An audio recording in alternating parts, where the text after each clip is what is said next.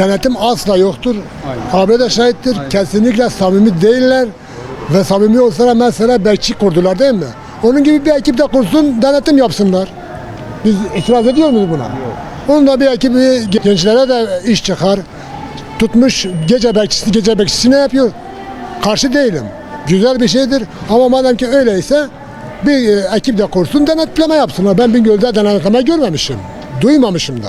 Öyle bir şey yok. Asgari ücret çoğalmasın. Zam olmasın, asgari ücret her zaman yerine dursun. Asgari ücretten önce zamını yapıyorlar. Doğru mudur? Yani ne yapacağımızı şaşırdık. Bak şimdi markete gitmişim, bir bez almışım 40 milyon. Bir yer silme bezini almışım 40 milyona. Yani yalan değildir. Aha fişi bende değil. Her gün artış var. Bunun farkındayız her yerde.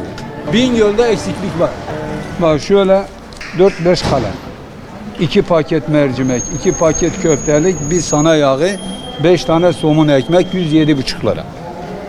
Ya yazık yani. Şimdi bu halka, şimdi biz olayı götürüp sürekli hükümete dayandırıyoruz ya. Kendi içimizde fırsatçılar vardır. Kimse bunu kusura bakmasın. Yani herkes için vatandaş bunu sağduyulu davranmadıkça devlet ayakta kalmaz. Şimdi her şeyi devletten beklemek doğru olmaz. Vatandaş da üstüne düşeni yapmalıdır. Çok pahalı. Valla çok zam hissediliyor, evet. Her gelişimde etiketleri değişik. Bir de bazı ürünlerimi alamıyorum. Bazen alıyorum. İhtiyacım mecbur kaldığım zaman alayım. O diğerlerini alamıyorum. Yani zor, ne yapalım, mecburen yani. Bu pahalılığa göre biraz zor ama yine hiç yoktan iyidir. Vallahi değişiklikler diyorlar ama bir türlü olmuyor. Olması da zor görünüyor. Yani olması zor görünüyor. Bilmiyorum, haklı alay mı, dalga mı geçiyorlar, onu da bilmiyoruz. Vallahi nüfusu kalabalık olan bir aile için başka geliri olmazsa zor.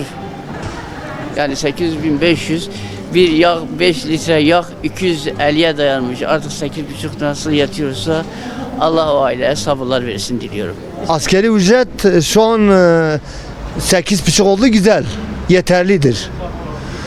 Milletimize ve devletimize hayırlı uğurlu olsun. Her gün zam geliyor. Şimdi %50 her şeye zam geldi. Gördük her şey, yani her gün zam geliyor. Her gün zam. Verdiler, her şeye zam ettiler. Mesela asgari ücret 8,5 oldu, ona göre her şeyi de zam yaptılar. Aynı, değişen bir şey olmadı. 100 liraya veren var bazı ürünler, 150'ye veren var, 180'e veren, aynı ürün. En basiti limon. 10 liraya veren var, 18'e veren var. Hal bir tane. 2 tane hal yok. Bir tane hal var burada. Ona veren de onu babasının bahçesi yok. Bu işin içinde kasıt var. Bilerek yapılıyor. Milleti kazıklıyor açıklıkla. Yani devlet, yönetim de ne yapıyor bilmiyorum ki yani. Bunlara bir ceza müeyyidesi yok mu ya? Böyle ceza değil, bunları içeri atacaklar. Yoksa millet yasa ne edecek ya? Denetim yok yani. Kökten yok denetim ya. Yani para cezası kar etmiyor. Ceza içeri atsınlar ya. Vallahi bu böyle yürümez, billahi böyle yürümez. Bu esnafın yani bir gün olur ki millet, yani bu gereken cezayı millet verecek. Yani yönetim verecek ya millet verecek. İkisinden biri bu. Bu böyle yürümez ki ya.